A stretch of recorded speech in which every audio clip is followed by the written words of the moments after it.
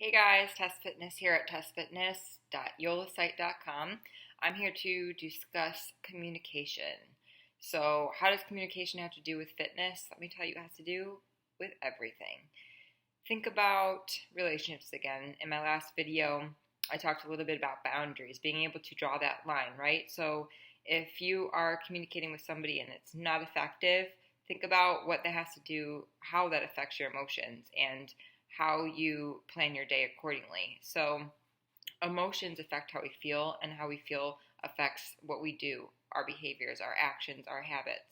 So, if I feel down and like I don't want to go to the gym, or I'm depressed, or I'm sad about something, or I'm mad about something, that affects whether or not I go to the gym, right? So some people have a habit of being mad and going to the gym and working it out, and they're channeling that energy.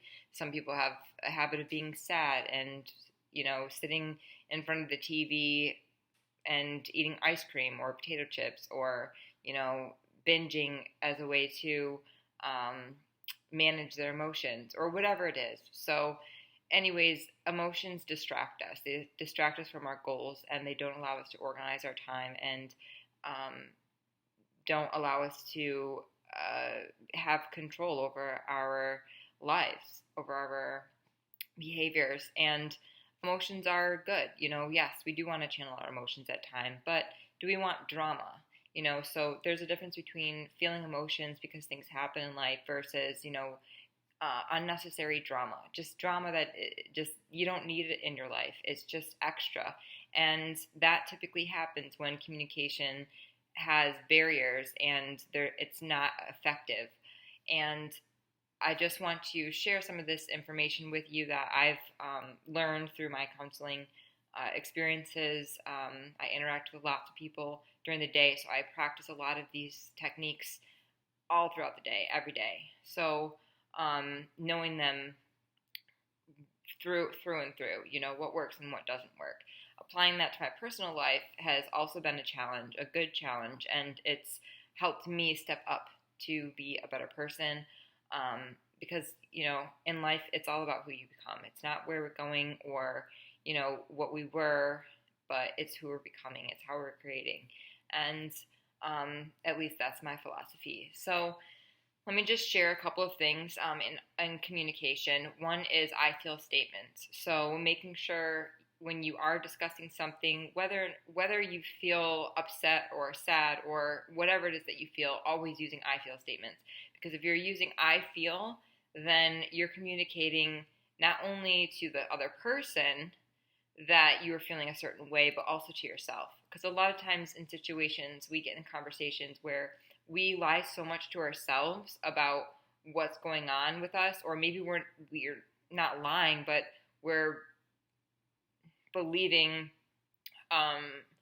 something that may not be entirely truthful because we aren't evaluating the scenario and growing in awareness. It's all in the subconscious. So we're not aware that we are feeling some kind of way. So if you practice I feel statements, you start to realize how you are really feeling.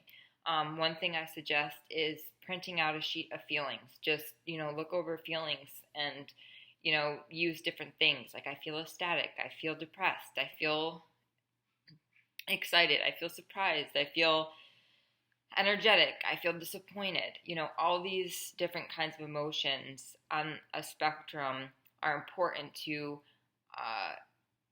insert into our vocabulary so that when we do say I feel, then we have a word to describe exactly what it is that we're feeling.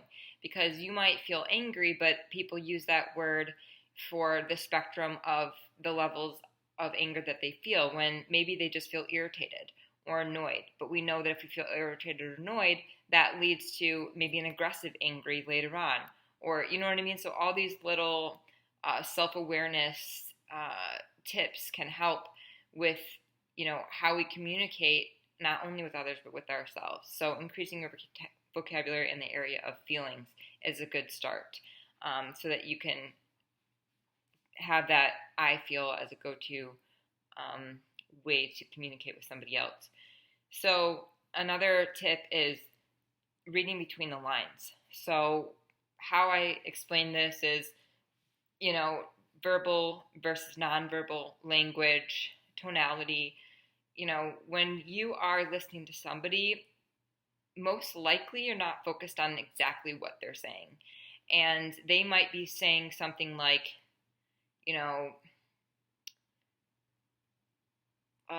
what's a good example? I hate it when you leave the fridge open. Make sure that you close the fridge. Like, that's so annoying that you always leave the fridge open. Or, you're such a bitch because you always complain. I mean, that's really harsh, but that's, you get the point. So, again, that person was using you are like this instead of I feel statements, taking the pressure off themselves and not taking responsibility for how they feel and where they're coming from, and not really analyzing the situation with logic and rationale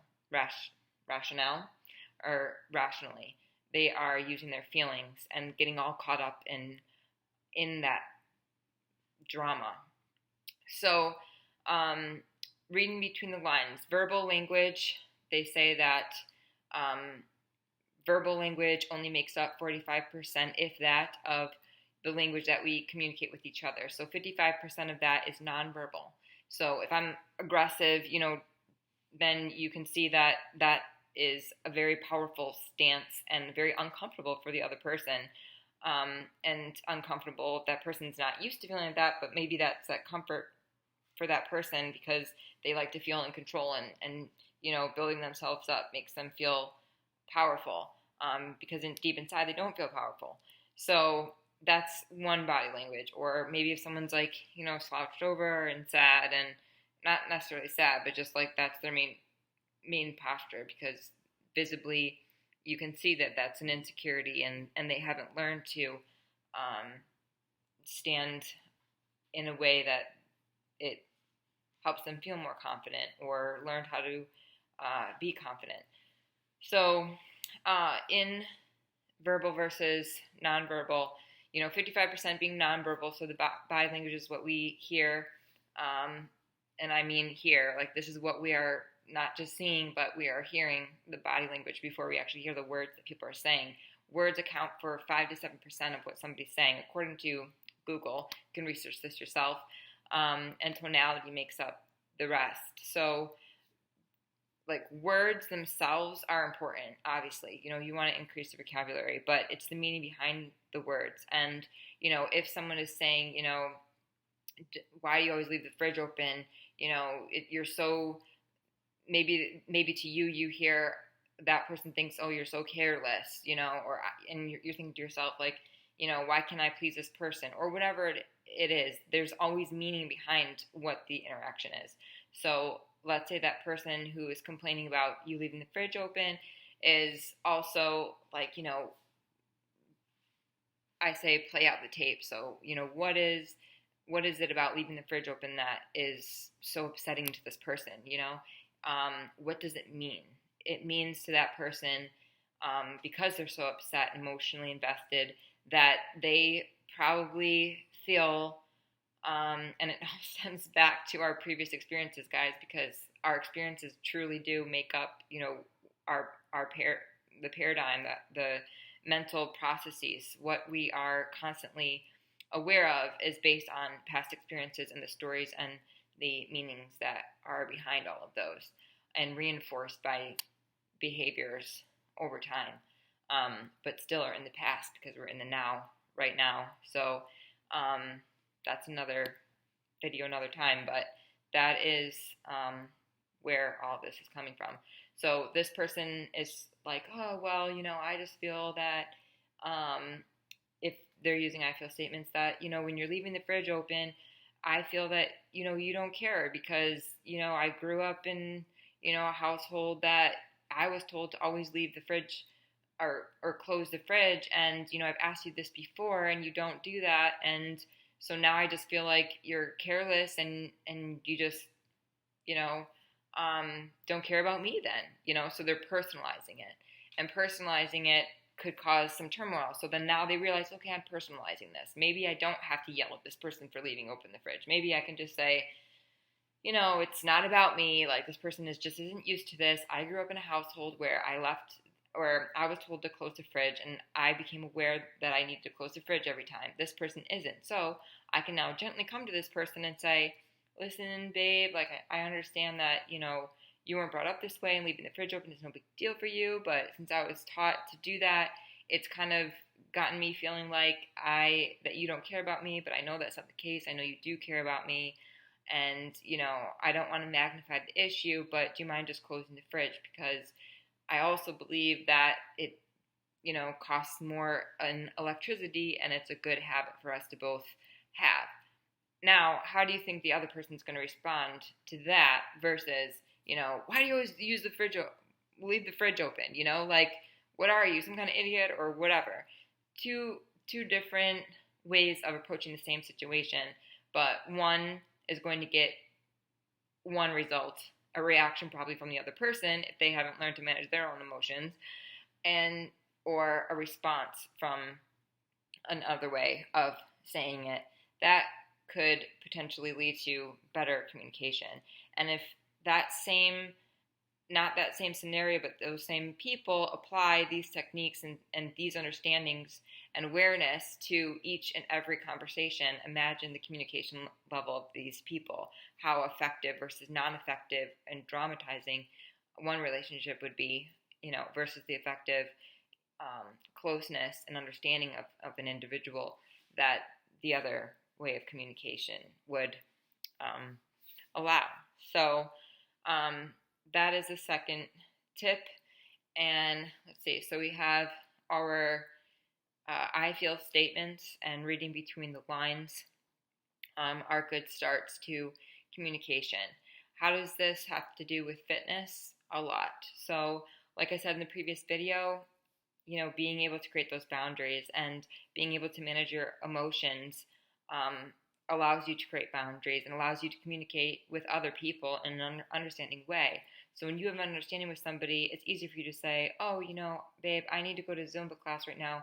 I can't come meet with your friends. If you guys have an understanding of how important it is for you to commit to your regimen for yourself, that other person's not going to personalize and be like, oh, you don't care about me because you don't come with me and see my friends. It's like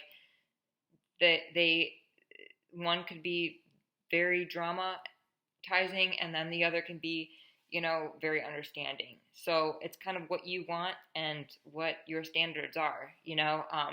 My own relationship, I have to set certain standards because I know what's important to me, and that's another part of the process of fitness. Know what is important to you. But just to stick to the communication, these are some tips. I hope this served you. I don't like my videos to go that long. I know you have a lot of things to get to in life. So go apply these so that you feel good about yourself. Don't waste this time that you spent, this 15 minutes or so, listening to this. Apply them right away. Come back, leave feedback. If you have any questions or concerns, I'm here. I'd like to learn about people. I like to learn about what's working and what's not working. I feel this is my purpose in life. So please let me know what's working for you. If you don't want to make time for that, I know that these work, and I know this served you in some way. So go on about your day. Enjoy it. Make it awesome. Take care.